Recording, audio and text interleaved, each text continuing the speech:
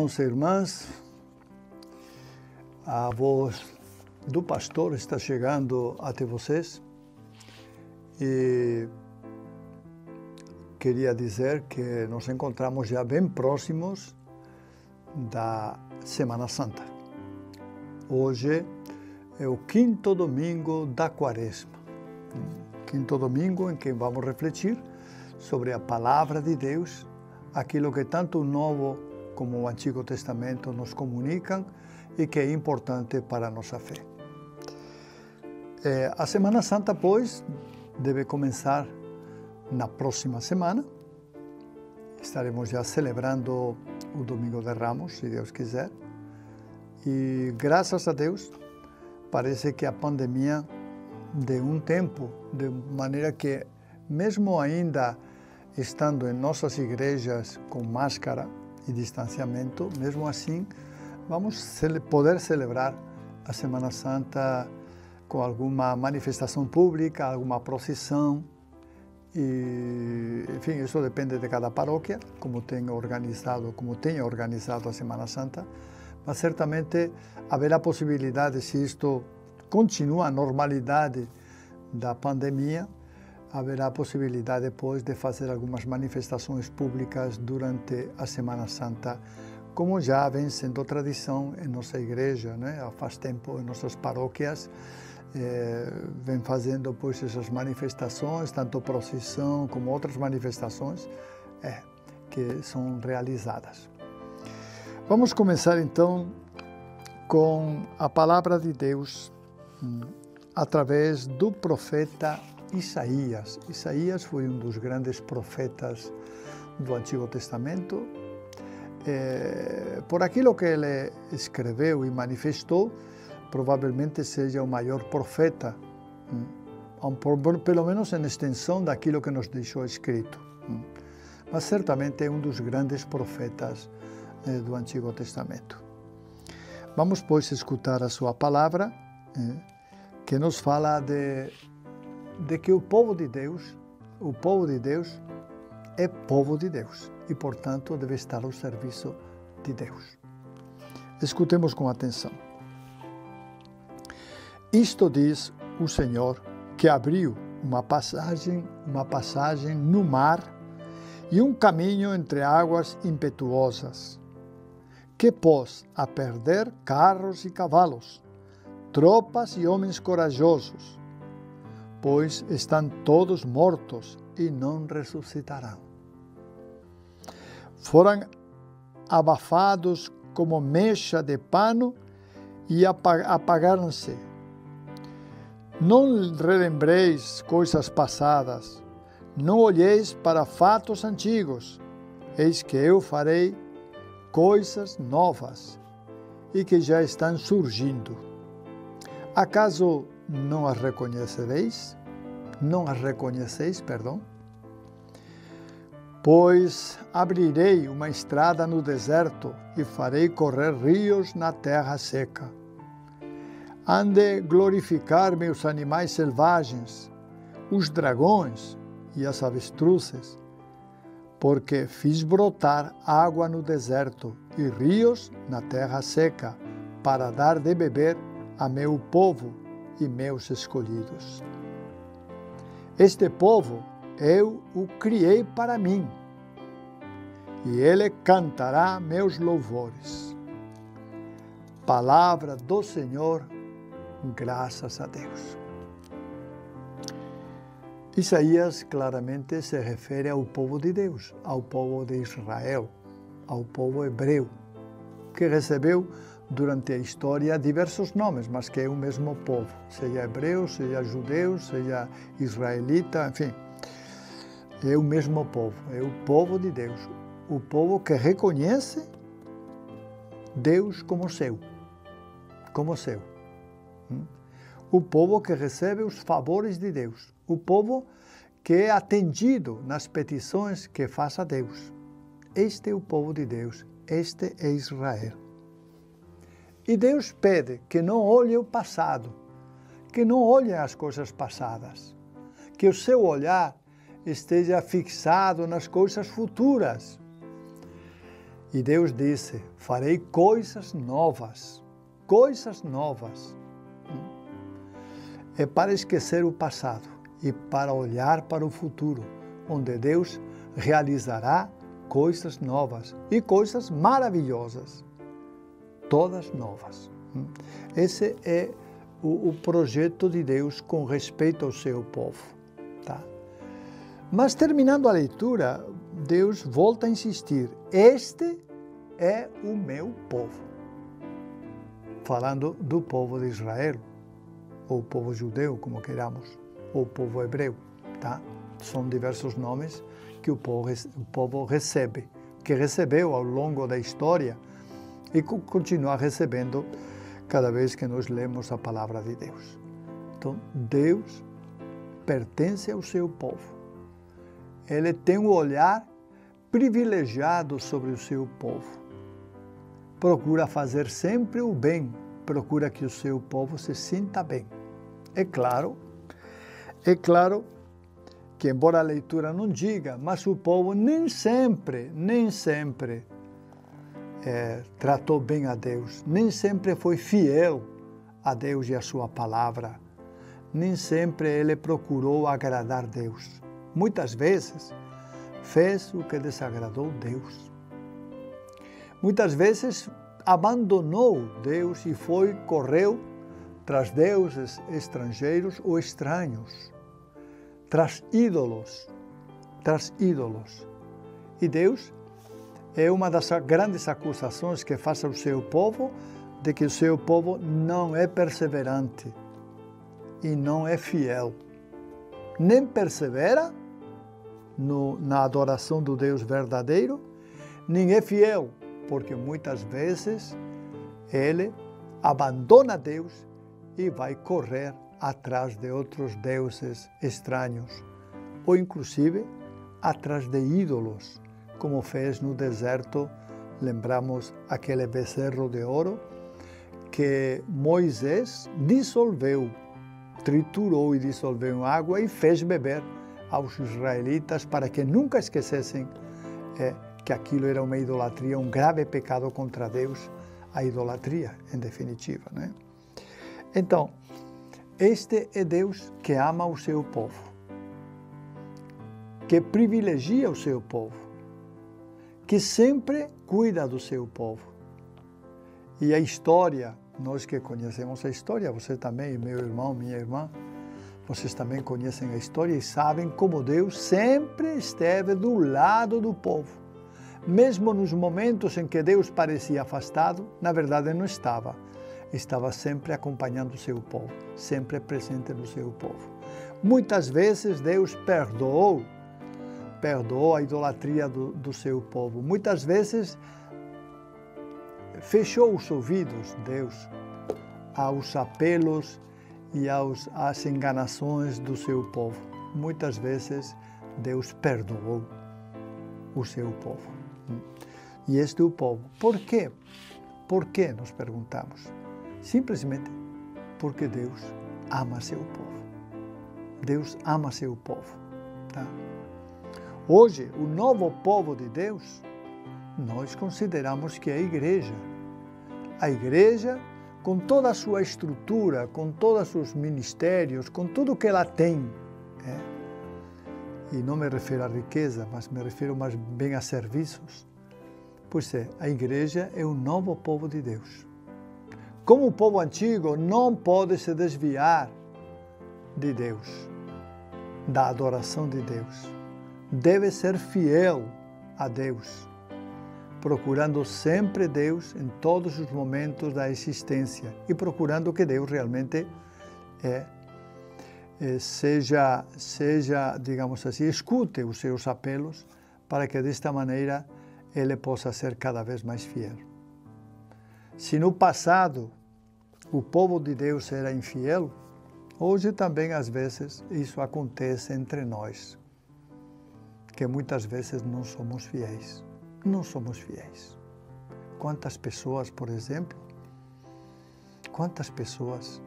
chegado o domingo, embora se digam que são católicas e que, enfim, que são gente boa, e não nego isso, Mas quantas pessoas não procuram Deus o domingo, ou não procuram Deus para se confessar os seus pecados? Quantas pessoas vão chegar, vão passar o tempo da quaresma sem se confessar, e vai chegar a Semana Santa e também não se confessarão? Quer dizer, vai passar o tempo, o grande tempo da morte e da ressurreição de Jesus, e as suas vidas continuarão as mesmas. Tudo por quê?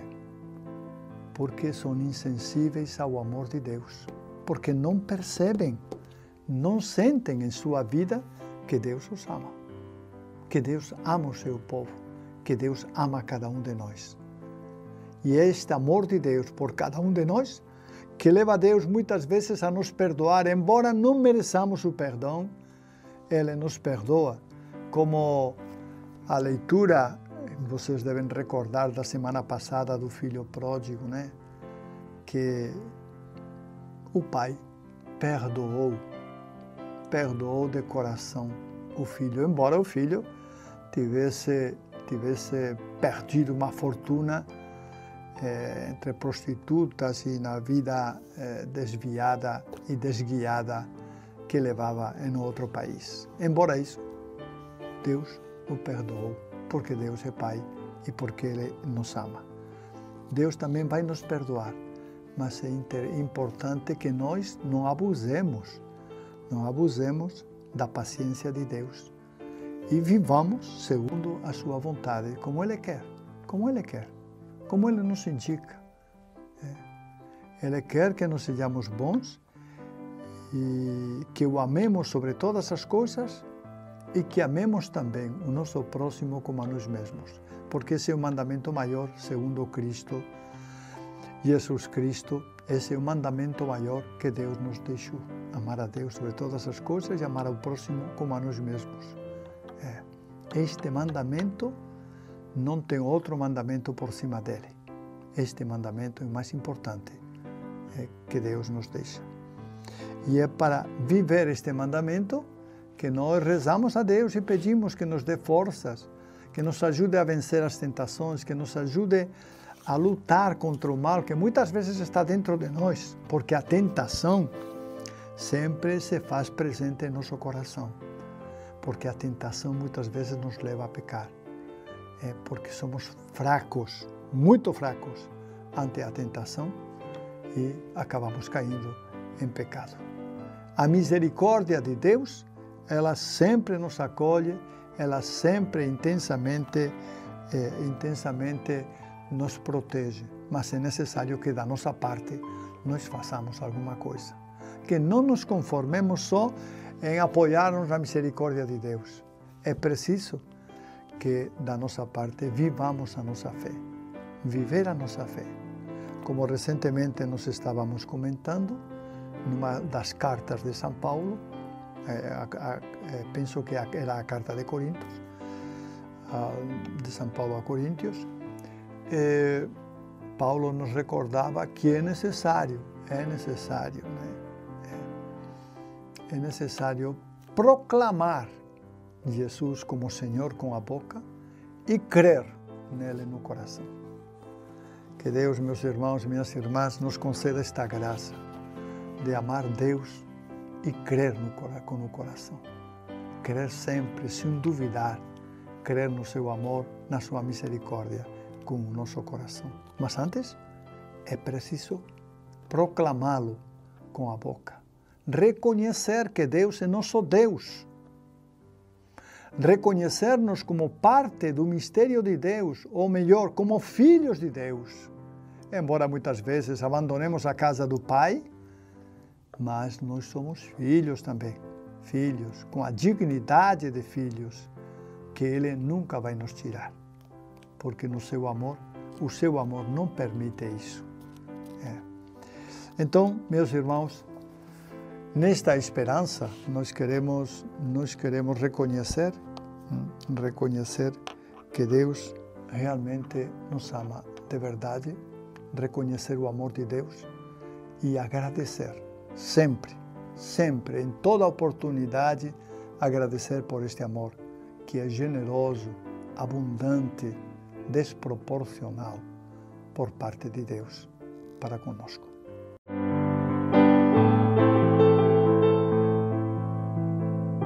Vamos agora continuar lendo a segunda leitura, que é uma leitura da carta de São Paulo aos Filipenses. Diz assim a leitura: Irmãos, na verdade, considero tudo como perda diante da vantagem suprema que consiste em conhecer a Cristo Jesus, meu Senhor. Por causa dele, eu perdi tudo. Considero tudo como lixo para ganhar Cristo e ser encontrado unido a Ele, não com minha justiça, provindo da lei, mas com a justiça por meio da fé em Cristo, a justiça que vem de Deus na base da fé. Esta consiste em conhecer a Cristo, experimentar a força da sua ressurreição, ficar em comunhão com os seus sofrimentos, tornando-me semelhante a Ele na sua morte, para ver se alcanço a ressurreição dentre os mortos. Não que já tenha recebido tudo isso, ou que já seja perfeito, mas corro para alcançá-lo, visto que já fui alcançado por Cristo Jesus. Irmãos, eu não julgo já tê-lo alcançado. Uma coisa, porém, eu faço. Esquecendo o que fica para trás, eu me lanço para o que está na frente. Corro direito para a meta, rumo ao prêmio que, do alto, Deus me chama a receber em Cristo Jesus. Palavra da salvação, glória a vós, Senhor. Meus irmãos, esta carta aos Filipenses, provavelmente lá na década dos anos 50, Paulo a escreveu desde a comunidade de Corinto. Provavelmente. Isso dizem os estudiosos, né? Paulo é provável que já esteja preso. Ele está preso. Ele passou 3 anos preso em Corinto. E os estudiosos supõem que ele escreveu esta carta desde lá. Por que Paulo está preso em Corinto? Paulo está preso porque, ante a acusação que os judeus fizeram para ele apelou ao César. E está esperando uma oportunidade para ser enviado para Roma, de barco, claro, e poder ser julgado pelo César, já que ele apelou a César. Os cidadãos romanos tinham essa faculdade. Quem era cidadão romano e era acusado por alguma coisa, podia pedir que o César, pessoalmente, ou através dos seus juízes, o julgasse. E foi o que Paulo fez. Paulo, que era cidadão romano, apelou ao César. Então, as autoridades romanas de Corinto esperaram uma oportunidade para mandá-lo a Roma, onde Paulo vai ser julgado. O julgamento de Paulo, como sabemos pela história, foi um julgamento que o condenou à morte, pela espada. Por isso, a figura de Paulo é sempre representada com uma espada na mão. É a espada que é o símbolo do seu martírio, né? Então, em Roma, tanto Pedro como Paulo vão morrer mártires. pelo Evangelho de Cristo Jesus. E aqui na carta aos Filipenses é interessante porque ele já, de alguma maneira, se prepara para esses acontecimentos. Ele diz que está correndo a sua carreira para chegar à meta.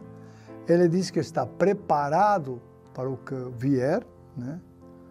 Ele renova a sua fé em Cristo Jesus e diz que quer ganhar Cristo, unindo-se cada vez mais estreitamente a Cristo. De alguma maneira, Paulo é consciente de que o seu final pode acontecer em breve, né? Na oportunidade que foram enviados a Roma, porque os apelos ao imperador normalmente vinham, em muitos casos, não em todos, vinham acompanhados com uma sentença de morte. E no caso de Paulo, isso é claríssimo. Ele foi condenado à morte através da espada, foi morto com a espada, tá? E dessa maneira ele se tornou mártir. Se tornou mártir, que significa, a palavra mártir significa testemunha.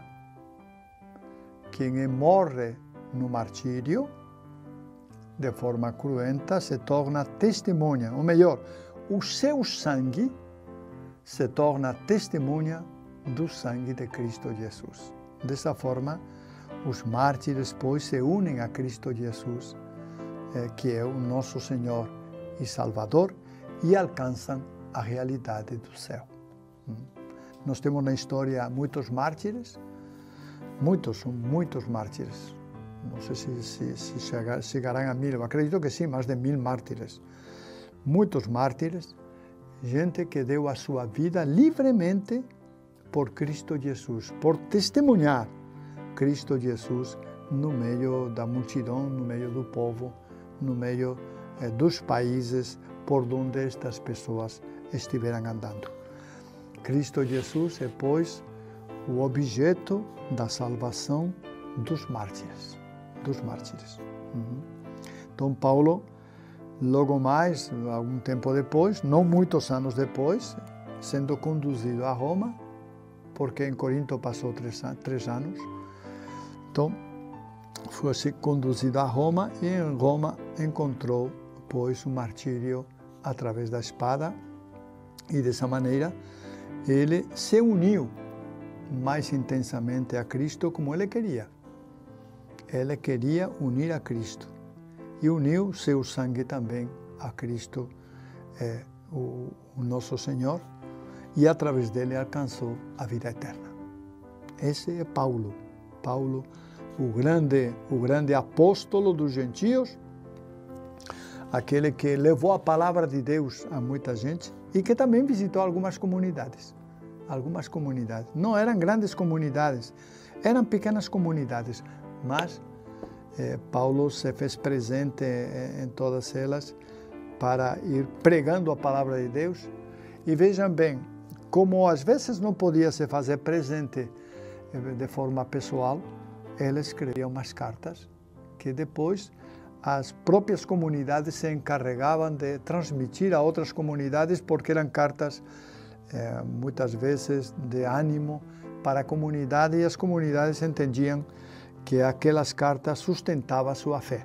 Por isso, Paulo é considerado o apóstolo dos gentios, né?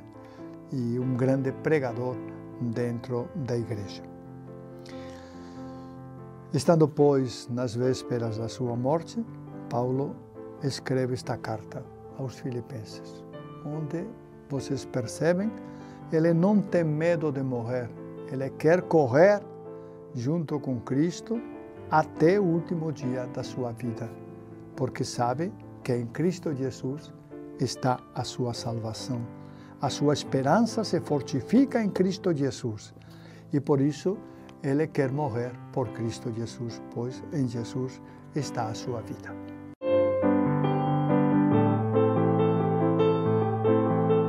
Vamos então agora escutar um pouco o Evangelho. O Evangelho é de João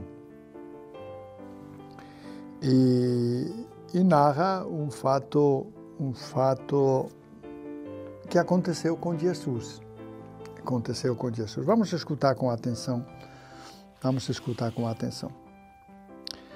Naquele tempo, Jesus foi para o Monte das Oliveiras. Faço um parênteses e digo que o Monte das Oliveiras é o lugar onde Jesus gostava de orar, onde com certa frequência ia para orar, no Monte das Oliveiras. É uma região afastada, próxima de Jerusalém, ele ia a pé, né? Muito próxima de Jerusalém, mas que ao mesmo tempo estava afastada, estava fora da cidade, no Monte das Oliveiras. Pois bem, naquele tempo Jesus foi para o Monte das Oliveiras. De madrugada, voltou de novo ao templo. Ao templo. É outro lugar onde Deus, ou melhor, onde Jesus sempre está presente, no templo. Todo o povo se reuniu em volta dele. Sentando-se, começou a ensiná-los. Entretanto, os mestres da lei, os escribas e os fariseus trouxeram uma mulher surpreendida em adultério. Colocando-a no meio deles, disseram a Jesus: Mestre, esta mulher foi surpreendida em flagrante adultério. Moisés, na lei, mandou apedrejar tais mulheres. Que dizes tu? Perguntavam isso para experimentar Jesus e para terem motivo de o acusar. Mas Jesus, inclinando-se, começou a escrever com o dedo no chão. Como persistissem em interrogá-lo, Jesus ergueu-se e disse: Quem dentre vós não tiver pecado, seja o primeiro a atirar-lhe uma pedra. E, tornando a inclinar-se, continuou a escrever no chão. Eles, ouvindo o que Jesus falou, foram saindo um, a começar pelos mais velhos. E Jesus ficou sozinho com a mulher, que estava lá no meio do povo. Então Jesus se levantou e disse: Mulher, onde estão eles? Ninguém te condenou? Ela respondeu: Ninguém, Senhor. Então Jesus lhe disse: Eu também não te condeno. Podes ir, e de agora em diante não peques mais. Palavra da salvação, glória a vós, Senhor. Esta leitura do Evangelho, meus irmãos e minhas irmãs, é uma leitura muito bonita, tá? Em que Jesus, com muita inteligência, se sai da armadilha que tinham preparado contra ele. Se Jesus falasse que a mulher devia morrer, então iriam acusá-lo diante do César, porque o único que podia condenar à morte era o César. Mas se Jesus dissesse que não devia morrer, né? A lei falava, e Moisés escreveu assim na palavra de Deus, no livro da palavra de Deus, que as pessoas adúlteras deveriam ser apedrejadas. Então, era uma armadilha perfeita a que prepararam aqueles escribas e fariseus contra Jesus.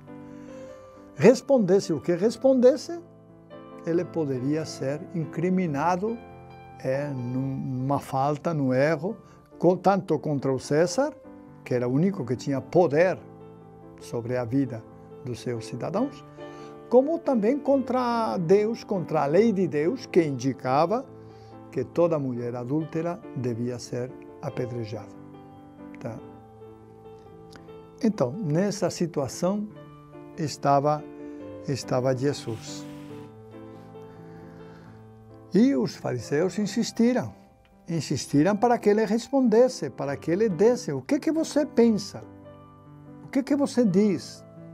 Insistiram para que ele realmente se manifestasse, para que pudesse também dizer e dar a sua palavra sobre aquele fato lá relacionado com a mulher. Então, Jesus, que estava fazendo um rascunho sobre a areia lá no piso, né? Fazendo uma espécie de rascunhos, ele então se levantou e disse o seguinte: quem não tiver pecado, atire a primeira pedra.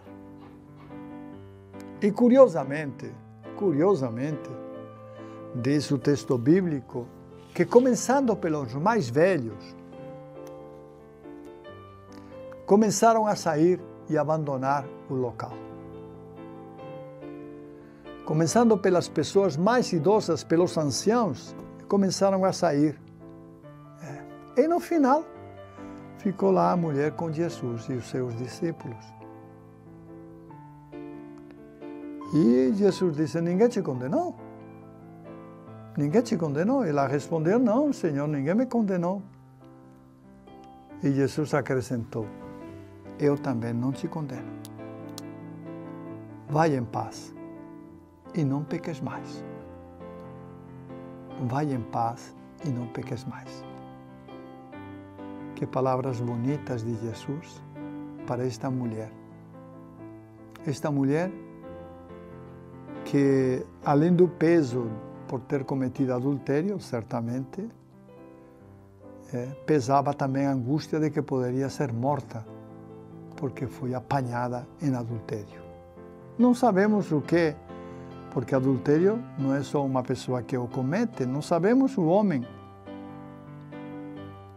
Mas numa sociedade machista, e aquela era uma sociedade machista, se compreende que facilmente o homem não seria penalizado, seria só a mulher. Então Jesus diz: não peques mais, vai em paz, mas não peques mais. E dessa maneira Jesus resolveu o problema, que era uma armadilha que eles tinham preparado contra ele, para poder acusá-lo, para dizer: olha, ele está contra a lei de Moisés, ou ele está contra a lei dos romanos, ou qualquer outra acusação. Era, na verdade, uma armadilha bem articulada por parte dos judeus, dos fariseus principalmente, fariseus e também escribas, que são os dois grupos que se unem com muita frequência para atacar Jesus. Eles muitas vezes não se sentem sozinhos capazes de um ataque direto contra Jesus e se juntam para fazer esse ataque contra Jesus. Dessa maneira, Jesus se vê livre dessa acusação e a mulher também se vê livre para poder voltar para sua casa livremente e tranquilamente, porque não fora condenada por ninguém. Tá? Recordo que a acusação, às vezes, esse tipo de condena por adultério, muitas vezes a vítima era morta lá mesmo. Se juntavam os homens e começavam a apedrejar a mulher e a matavam. Assim. Faziam justiça com as suas mãos, porque na lei já estava estabelecido que a mulher adúltera devia morrer. Tá? Então, Jesus evita tudo isso, evita a morte, o derramamento de sangue e dá mais uma oportunidade a esta mulher para que ela possa realmente repensar no seu erro, repensar na atitude que tinha tomado antes e poder melhorar e se corrigir e poder se renovar. Essa é a verdade, né? Então, este Jesus que nós vemos nesta presença, embora nos possa parecer que no início como que não queria falar, mas a sua palavra é uma palavra de sabedoria que confunde os fariseus e os escribas, porque eles não têm palavras, eles não conseguem. Diz o texto bíblico que quando Jesus falou: quem não tiver pecado, atire a primeira pedra, A começar pelos mais velhos, começaram a sair porque eles não tinham palavras para digamos assim, para rebater o conhecimento e as palavras de Jesus Cristo.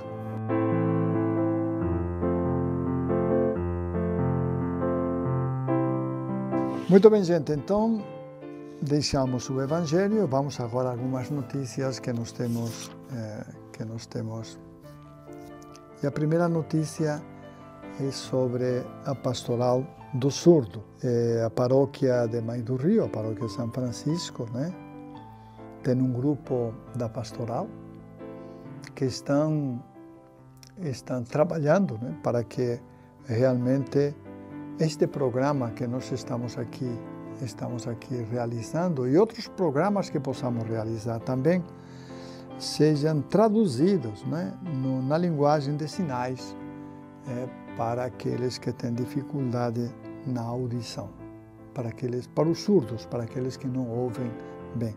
Eu acho que é uma iniciativa muito boa, uma iniciativa que realmente pode ajudar muitas pessoas, porque também os surdos têm direito à palavra de Deus, têm direito a ouvir, ou melhor, a ver, neste caso, a palavra de Deus, a ver a palavra de Deus através dos sinais, da linguagem de sinais, e dessa maneira eles têm realmente a possibilidade de conhecer também a palavra de Deus. Eu quero parabenizar a Paróquia São Francisco de Mãe do Rio por esta iniciativa, a pastoral, né, do surdo, por esta iniciativa brilhante, já que isso vai facilitar muito mais digamos, a comunicação com este tipo de pessoas que têm dificuldade na audição, têm deficiência auditiva e que nem sempre escutam. Por isso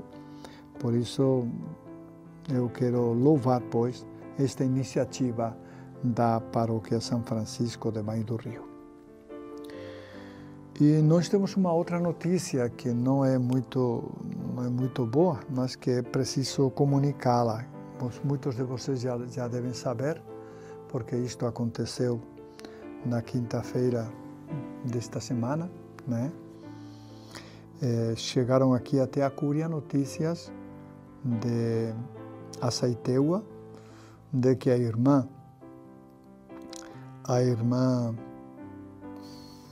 Cícera, como consequência de um infarto, faleceu.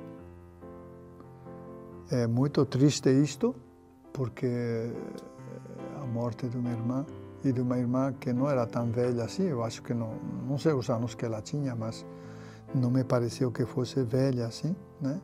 Mas como consequência de um infarto, ela acabou falecendo. Realmente é lamentável, mas Deus é que sabe destas coisas, sabe quem leva e sabe quem deixa, mas foi isso que aconteceu.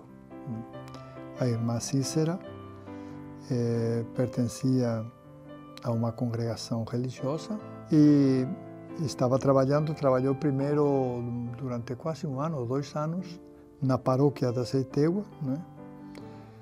E ultimamente estava já na cidade. Antes tinha trabalhado numa vila, agora já estava na cidade.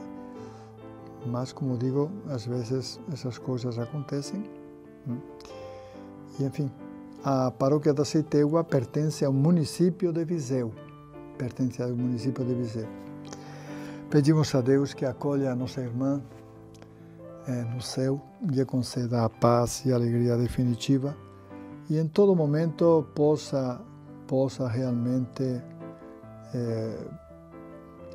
conceder-lhe a felicidade eterna, que certamente pela sua condição de irmã, pelos seus trabalhos que ela realizou, era uma admirável evangelizadora. Então, que Deus lhe conceda a paz eterna e definitiva no céu, dando-lhe sempre muita, eu diria, muita alegria e ao mesmo tempo a esperança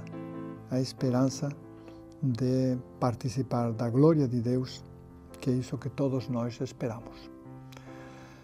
Que a irmã Cícera descanse em paz e que Deus lhe conceda muita paz no seu coração. Amém.